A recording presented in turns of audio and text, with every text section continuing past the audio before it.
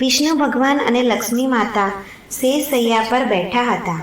બેઠા બેઠા બંને વાતો કરી રહ્યા હતા ને વાતો કરતાં કરતાં વિષ્ણુ ભગવાન અને લક્ષ્મી માતા વચ્ચે ઝઘડો થાય છે. ઝઘડો આ વાત પર શરૂ થયો કે વિષ્ણુ ભગવાન બોલે છે કે લોકોમાં કેટલી ભક્તિ વધી ગઈ છે. બધા જ લોકો નારાયણ નારાયણ નારાયણનો જાપ કરે છે, એટલે તે ભક્તો મારી કૃપા મેળવે છે. બસ પછી એવું જ થાય છે જે આપણા બધા સાથે થાય છે. લક્ષ્મી માતા બોલ્યા કે આ તમારી ભૂલ છે. તમારા ભક્તો તમને મેળવવા માટે નહીં પણ મને પામવા માટે આટલી ભક્તિ કરી રહ્યા છે. લક્ષ્મી માતા આગળ બોલે છે કે આ બધા ભક્તો લક્ષ્મી મેળવવા માંગે છે, એટલે મારું ધ્યાન કરે છે, પૂજા કરે છે. દરેક મનુષ્ય સુખ અને સમૃદ્ધિ મેળવવા માટે મારી પૂજા અર્ચના કરે છે. વિષ્ણુ ભગવાન બોલ્યા કે ના હા લક્ષ્મીજી, કે ભક્તો લક્ષ્મીજી લક્ષ્મીજી લક્ષ્મીજીના જાપ નથી કરતા, તે લોકો નારાયણ નારાયણ નારાયણના જાપ કરે છે. તો પછી એ તમને કેવી રીતે મેળવી શકે? લક્ષ્મીજી બોલ્યા કે આ તો સીધી જ વાત છે ને. જ્યાં પતિદેવની હાજરી હોય ત્યાં પત્નીની હાજરી પુરાઈ જ જાય છે. જ્યાં તમે હોવ ત્યાં હું પણ આવી જ ગઈ ને. જ્યાં નારાયણ છે ત્યાં લક્ષ્મી છે, જ્યાં તમારો વાસ છે ત્યાં મારો વાસ છે. ભક્તો પણ આ વાત જાણે જ છે કે નારાયણનું નામ લઈશું તો લક્ષ્મીજી તો આવશે જ. અરે આપણે તો એકબીજા સાથે લડવા લાગ્યા. લક્ષ્મીજી બોલે છે કે આપણે એકબીજા સાથે લડવા લાગ્યા પણ આમ નિર્ણય નહીં આવે. વિષ્ણુ ભગવાન અને લક્ષ્મીજી વિચારવા લાગ્યા કે એવું શું કરીએ તો આનો નિર્ણય આવે. પછી તેઓએ નક્કી કર્યું કે આપણે ભક્તોની પરીક્ષા લઈએ. પછી જ ખબર પડશે કે ભક્ત આપણા બેમાંથી કોને પામવા માગે છે. ત્યારે વિષ્ણુ ભગવાન બોલ્યા કે ઠીક છે લક્ષ્મીજી, તમે જેવું કહો, તમારી જેવી ઈચ્છા. અને પછી વિષ્ણુ ભગવાન એક સાધુ બ્રાહ્મણનું રૂપ લઈને એક નગરમાં પહોંચ્યા અને ત્યાં નગરના શેઠનો ઘરનો દરવાજો ખખડાવ્યો. એક શેઠે દરવાજો ખોલ્યો અને સાધુ બ્રાહ્મણને અંદર આવવાનો આવકાર આપ્યો અને કહ્યું કે હું શું તમારી સેવા કરી શકું બ્રાહ્મણજી? તમારે શું જરૂર છે મને બતાવો. ત્યારે સાધુ બ્રાહ્મણ કે જેમને વિષ્ણુ ભગવાનનું રૂપ લીધું હતું તે બોલ્યા કે હું તમારા નગરમાં ભગવાન શ્રી નારાયણની કથા ભજન કીર્તન કરવા માગું છું કે જેથી તમારા નગરમાં તમારા પરિવારમાં ભગવાન શ્રી નારાયણની કૃપા બની રહે. અને આ શેઠ તો ખુશ થઈ ગયા અને બોલી ઉઠ્યા કે મારું તો ભાગ્ય જ ખુલી ગયું, મારું તો નસીબ ખુલી ગયું કે મારા ઘરના દરવાજે સાધુ બ્રાહ્મણ આવે છે અને મને ભગવાન શ્રી નારાયણની કથા ભજન કીર્તન મારા ઘરે કરવાનું કહે છે. હું તો ધન્ય થઈ ગયો. શેઠ સાધુ બ્રાહ્મણને બોલ્યા કે તમારું આ કથાનું વર્ણન ભજન કીર્તન પૂરું થાય ત્યાં સુધી તમે મારા ઘરે જ રહેજો, મને પણ સેવા કરવાનો લાભ મળશે. તો બ્રાહ્મણ દેવતા બોલ્યા કે સારું, તો હું તમારા ઘરે જ રહીશ. તમે બધા નગરવાસીઓને કહેવડાવી દેજો કે તમારા ઘરે સત્યનારાયણની કથા ભજન કીર્તન અને પ્રવચન રાખવામાં આવ્યું છે અને બધા ભજન કીર્તન કથા સાંભળવા માટે આવે. શેઠ ભગવાન નારાયણની કથા વિશેની તૈયારીઓ શરૂ કરી દીધી અને આખા ગામને આમંત્રિત કરી દીધું અને બીજે દિવસથી તે બ્રાહ્મણે કથા ભજન કીર્તન ચાલુ કરી દીધા. પહેલા દિવસે થોડાક લોકો કથા સાંભળવા આવ્યા. વિષ્ણુ ભગવાન પોતે જ બ્રાહ્મણનું રૂપ લઈને કથા કહેતા હતા, એટલે લોકોને કથામાં બહુ રસ આવ્યો. આનંદ સાથે બધા કથા સાંભળતા હતા. બીજે ત્રીજે દિવસે ઘણા લોકો આવ્યા. આમને આમ વધારે ભીડ થવા લાગી. 2-3 દિવસમાં તો બહુ બધા લોકો કથા સાંભળવા આવી ગયા. વિષ્ણુ ભગવાન આ જોઈને ખુશ થઈ ગયા. કેટલી ભક્તિ છે લોકોમાં, કેટલી ભક્તિ છે લોકોને નારાયણ પ્રત્યે, તે જોઈને ખૂબ ખુશ થઈ ગયા. પછી આ બાજુ લક્ષ્મી માએ વૃદ્ધ ડોશીનું સ્વરૂપ લીધું અને જ્યાં વિષ્ણુ ભગવાન કથા કહેતા હતા એ જ ગામમાં આવ્યા. ત્યાં એક સ્ત્રી ચાલીને ઘરની બહાર નીકળી રહી હતી. ત્યાં તેની પાસે લક્ષ્મી મા પહોંચ્યા. લક્ષ્મી મા કે જેને વૃદ્ધ ડોશીનું રૂપ લીધું હતું તે બોલ્યા કે ક્યાં બહાર જાય છે બેટા? ત્યારે સ્ત્રી બોલી કે અહીં ગામમાં એક બ્રાહ્મણ દેવતા પધાર્યા છે, જે રોજ વિષ્ણુ ભગવાનની કથા ભજન કીર્તન કરે છે, માટે હું ત્યાં જઈ રહી છું. તો તે માજી બોલ્યા કે બેટા, મને એક ગ્લાસમાં પાણી પીવડાવ ને જરા, મને બહુ તરસ લાગી છે, મને પાણી આપને. ત્યારે સ્ત્રી બોલી કે માજી, એક તો 4 વાગી ગયા છે, મારે પહેલેથી જ મોડું થઈ ગયું છે અને મેં તો ઘરને તાળું પણ મારી દીધું છે, મારે વધારે મોડું થઈ જશે, તમે કોઈ બીજાના ઘરે જઈને પાણી પી લો ને. લક્ષ્મીજી પાછા બોલ્યા કે બેટા, મને બહુ તરસ લાગી છે, તને ત્યાં જવામાં થોડી વાર થઈ જશે તો શું થઈ જવાનું છે, બસ તારે મને થોડું પાણી જ પીવડાવવાનું છે ને. આવું લક્ષ્મીજી સ્ત્રીને કહે છે. પછી પેલી સ્ત્રી બોલી કે સારું, ઊભા રહો, પાણી લાવું છું. સ્ત્રીએ માજીને લોટો આપ્યો. લક્ષ્મીજીએ જેવું પાણી પીને પેલી સ્ત્રીના હાથમાં લોટો આપ્યો, તેવો જ તે લોટો સોનાનો બની ગયો. પેલી સ્ત્રી વિચારમાં પડી ગઈ કે અરે, મેં તો પિત્તળનો લોટો આપ્યો હતો ને આ તો સોનાનો લોટો બની ગયો. આ માજી કોઈ ચમત્કારી લાગે છે, ચાલ હું હજી એકવાર અખતરો કરી જોઉં. હવે સ્ત્રીએ વિચાર્યું કે ચાલ આ માજીને હું થોડું ખાવાનું આપી દઉં, એટલે ખબર પડશે. લક્ષ્મી માતા મનમાં ને મનમાં હસી રહ્યા છે તે સ્ત્રીના મનની વાત જાણી ગયા. પેલી સ્ત્રી બોલી કે ઓ માજી, તમે બહુ દૂરથી આવ્યા લાગો છો, તમને બહુ ભૂખ લાગી હશે, ચાલો અંદર તમને હું થોડું જમવાનું આપું, તમે જમી લો. લક્ષ્મીજી મનમાં હસે છે. આ સ્ત્રીની લાલચના વિશે લક્ષ્મીજી જાણી ગયા હતા અને લક્ષ્મીજી પેલી સ્ત્રીના ઘરમાં ગયા અને જમવા બેઠા. તેમણે થાળી હાથમાં લીધી અને જમવાનું ચાલુ કર્યું. તેવામાં જ તો તે થાળી પણ સોનાની બની ગઈ. પેલી સ્ત્રી તો ઊભી ઊભી જોઈ જ રહી હતી. તેની આંખો ચાર થઈ ગઈ. અરે, આ શું થયું? પછી લક્ષ્મીજી જમીને ઉઠ્યા અને સ્ત્રીને કહે છે કે હું અહીં બહાર ઝાડ નીચે આરામ કરું છું.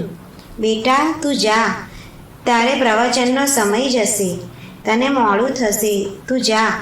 પેલી સ્ત્રી મનમાં ને મનમાં વિચારી રહી હતી કે આ તો સાચે જ કોઈ ચમત્કારી માજી છે. હું પ્રવચનમાં જઈને બધાને આ વાત કરીશ. તે પ્રવચનમાં જઈને બધી જ સ્ત્રીઓને આ માજી વિશે વાત કરી. ત્યારે ત્યાં બેઠેલી બધી જ સ્ત્રીઓ ચાલુ પ્રવચનમાં, ચાલુ કથામાં વચ્ચેથી ઊભી થઈને ચાલી ગઈ. બીજા દિવસે વિષ્ણુ ભગવાનની કથા સાંભળવા આવતા હતા તે લોકોની સંખ્યા ઓછી થઈ ગઈ.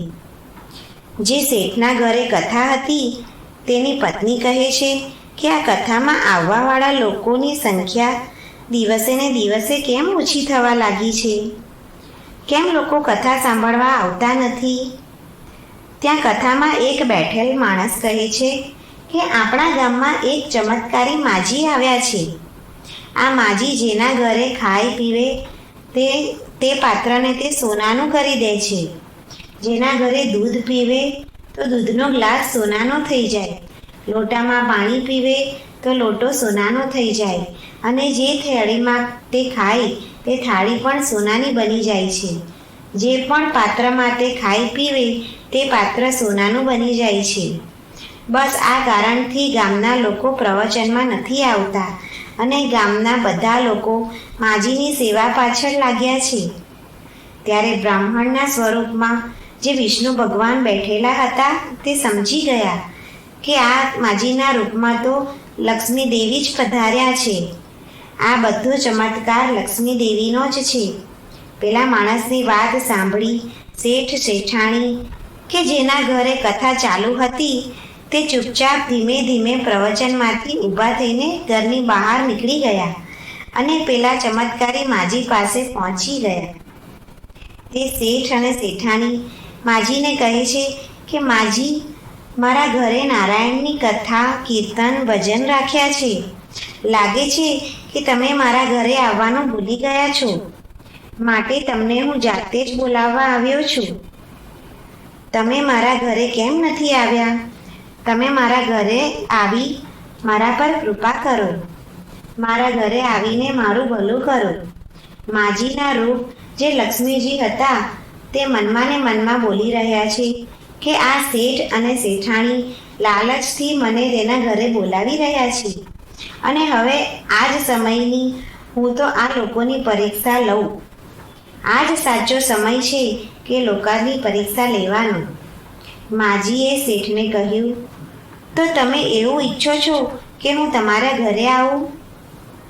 અરે, તમારા ઘરે તો હું સૌથી પહેલાં આવી હતી, પણ તમે જે તમારા ઘરે કથા વાંચનાર, કથા કહેનાર બ્રાહ્મણ સાધુ દેવતા છે તે જતા રહેશે પછી જ હું આવીશ.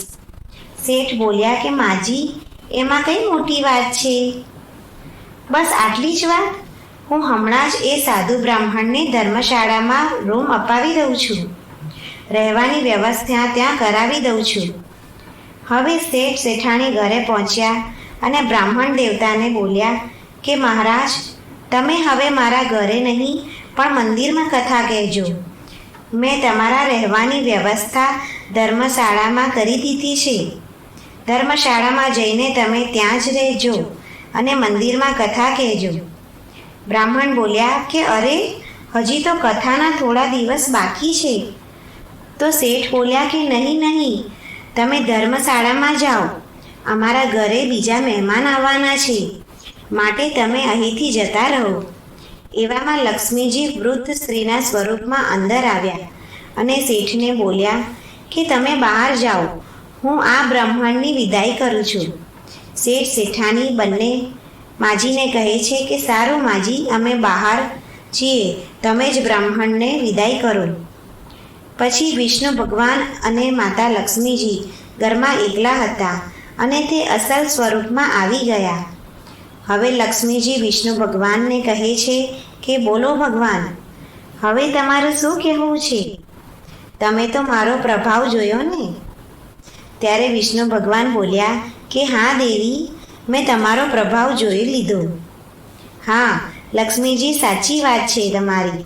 લક્ષ્મીજી બોલ્યા કે આ બધું તો બરાબર છે કે મારો પ્રભાવ લોકોમાં વધારે છે, પણ આ બધા ભક્તો જે તમારા નામની કથા પ્રવચન સાંભળી રહ્યા હતા, એટલે હું પણ ત્યાં જ જાઉં છું જ્યાં પૂજા પાઠ થાય છે, તમારા નામનો જાપ થાય છે, તમારા ભજન કીર્તન થાય છે.